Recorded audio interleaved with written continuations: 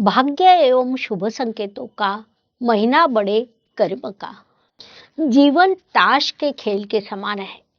अच्छे पत्ते मिलना आपके हाथ में नहीं होता है, लेकिन जो पत्ते मिले हैं उनसे अच्छी चाल चलने पर ही अपनी सफलता निर्भर करती है। इस बात को कर्क राशि के जातकों ने इस माह मुख्य रूप से ध्यान में लेना चाहिए, क्योंकि अच्छे पत्तों के साथ ही महीने का खेल आपके लिए शुरू होने वाला है। इसलिए आपने उसी प्रकार व्यवहार करना चाहिए। नमस्कार, मैं एस्ट्रो गुरुमा डॉक्टर ज्योति जोशी आप सभी ज्योतिष प्रेमियों का हार्दिक स्वागत करती हूँ। हम फरवरी 2024 महीने के राशि भविष्य को समझ रहे हैं। उसमें आज हम कर्क राशि के जातकों के लिए यह महीना कैसा रहेगा, इस पर विस्तार से वार्तालाप करेंगे। विभिन्न दृष्टिकोण से इस महीने के ग्रह स्थिति का हम शास्त्रोक्त विश्लेषण करने वाले हैं। साथ ही वीडियो के अंत में मैं आपको इस महीने करने वाला विशेष उपाय बताने वाली हूँ, इसीलिए वीडियो को अंत तक देखना न भूलें। एक और महत्वपूर्ण बात है कि हम विभिन्न दृष्टियों से यह महीना आपके लिए कैसा रहेगा, यह सदैव बड़े विस्तार से बताते हैं। उस अनुसार इस महीने आपका अनुभव क्या रहा, यह आप हमें कमेंट द्वारा हम तक पहुंचा सकते हैं, ताकि हमारे इस मार्गदर्शन का आपको लाभ हो रहा है, यह बात हम तक पहुंच सके।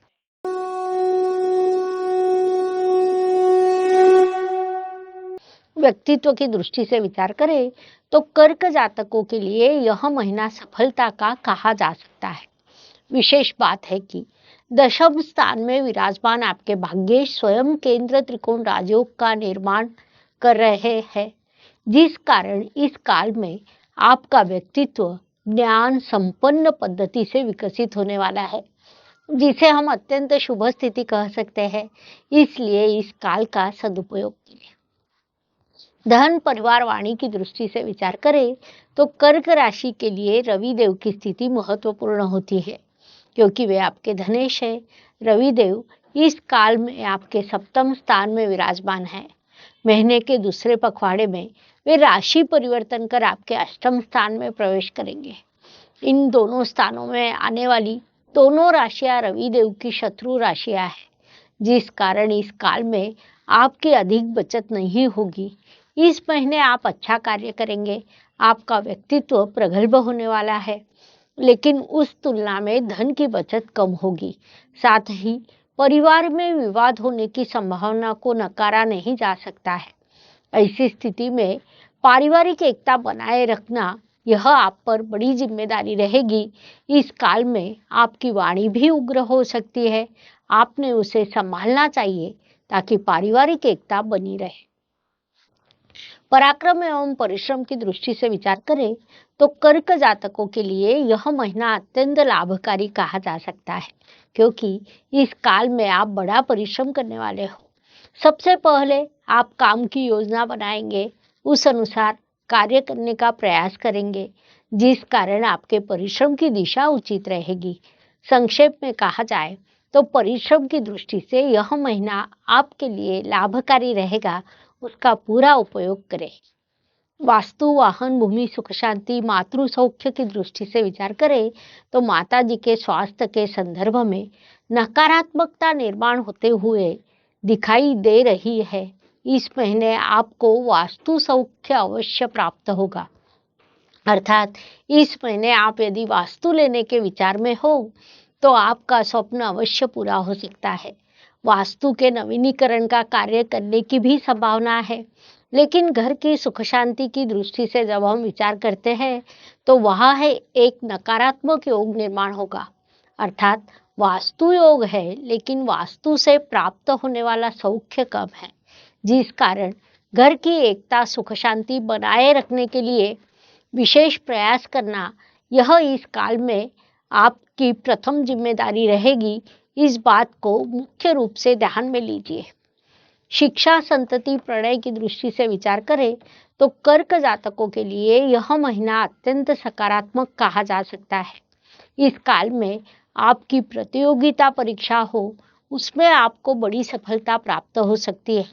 आप परिश्रम बढ़ाएं, ग्रह आपको सहयोग करने वाले हैं, क्योंकि सफलता का कितना भी बड़ा अवसर क्यों न हो, जब तक आप स्वयं पढ़ाई नहीं करेंगे, तब तक आपको सफलता नहीं मिलेगी। ऐसा मैं नहीं, भगवान गीता में भगवान श्री कृष्ण कहते हैं। ऐसा मैं नहीं, भगवत गीता में भगवान श्री कृष्ण कहते हैं कि कर्म करने पर ही फल प्राप्त होते हैं।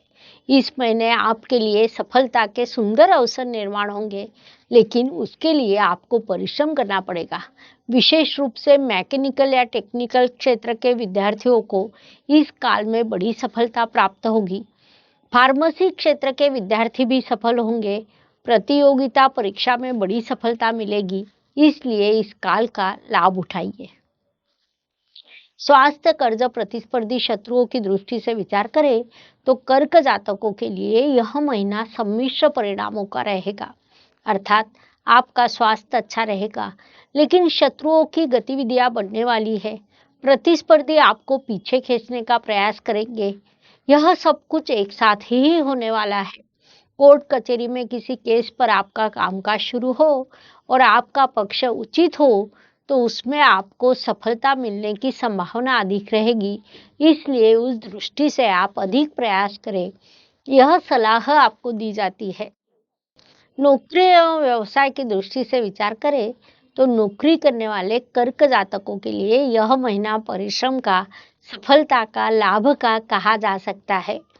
इसके विरुद्ध परिस्थिति व्यावसायिक जातकों के लिए रहेगी। उनके लिए यह काल बाधाओं का, समस्याओं का और संघर्ष का रहेगा। नौकरी करने वाले जातकों ने इस महीने अपने परिश्रम पर अधिक ध्यान देना चाहिए, ताकि उन्हें उचित लाभ प्राप्त हो सके। व्यावसायिक जातक इस महीने किसी भी प्रकार का साहस ना करें, यह सलाह उन्हें दी जाती है। वही उनके लिए लाभकारी रहेगा। भाग्य एवं शुभ संकेत की दृष्टि से विचार करें तो कर्क जातकों के लिए यह महीना कई शुभ संकेतों से भरा है। उसमें मुख्य रूप से कहा जाए तो आपके भाग्येश गुरुदेव कर्म स्थान में विराजमान है, जिसे हम अत्यंत बड़ा शुभ संकेत कह सकते हैं। क्योंकि त्रिकोण का स्वामी केंद्र स्थान में जाने के कारण वहां केंद्र त्रिकोण राजयोग निर्माण हुआ है, जिसे हम लक्ष्मी नारायण योग कहते हैं। यह अत्यंत भाग्यवर्धक स्थिति होती है।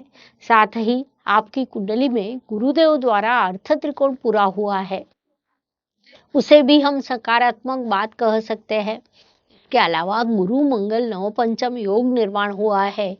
इन सभी शुभ संकेतों से आपको अत्यंत शुभ परिणाम प्राप्त होंगे।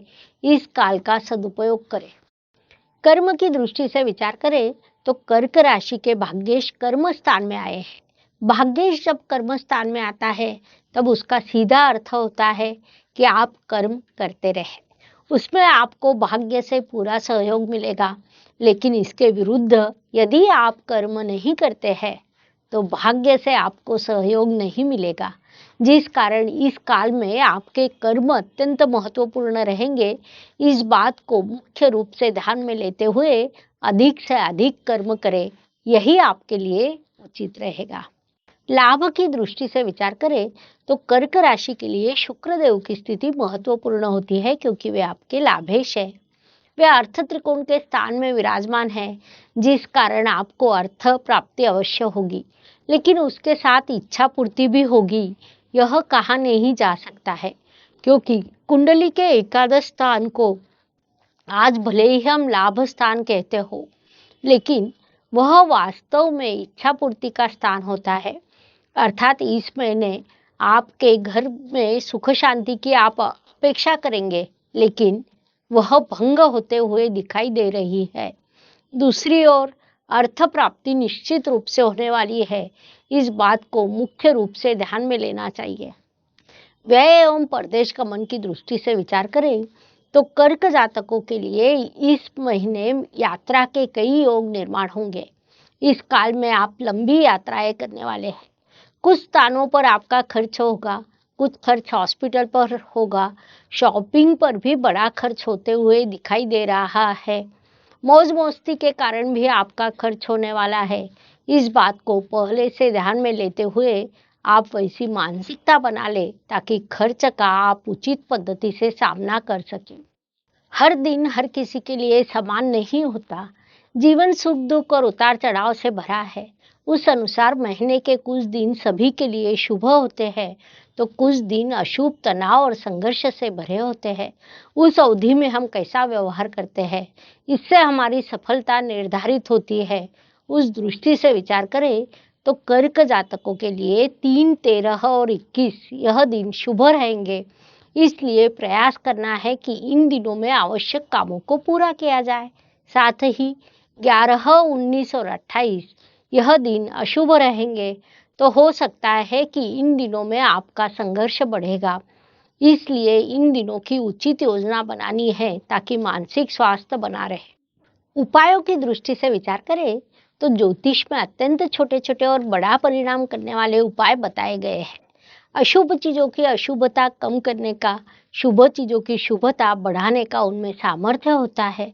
उस अनुसार फरवरी माह के उपायों का विचार करें तो कर्क राशि के लिए एक विशेष उपाय सूचित किया जाता है। ज्योतिष के अनुसार कुंडली में यदि चंद्रमा खराब हो तो माता जी के स्वास्थ्य पर परिणाम होता है, क्योंकि चंद्रमा को माता का कारक माना जाता है। इसलिए कुंडली के चंद्रमा को बलवान करने के लिए आप माता जी की सेवा करें, माता जी का आदर एवं सम्मान करें, माता जी के आज्ञा का पालन करें। इन उपायों के शुभ परिणाम प्राप्त होंगे। इस प्रकार फरवरी 2024 यह महीना कर्क और मेष से लेकर मीन तक हर राशि के लिए कैसा रहेगा, यह समझाने के लिए हमने 12 वीडियो आपके इस चैनल पर अपलोड किए हैं। यह वीडियो आपको अच्छा लगा हो तो लाइक, शेयर, सब्सक्राइब करें। कमेंट बॉक्स में हर हर ज्योतिष, घर घर ज्योतिष लिखना ना भूलें। धन्यवाद। शुभम भवतु। जय ज्योतिष।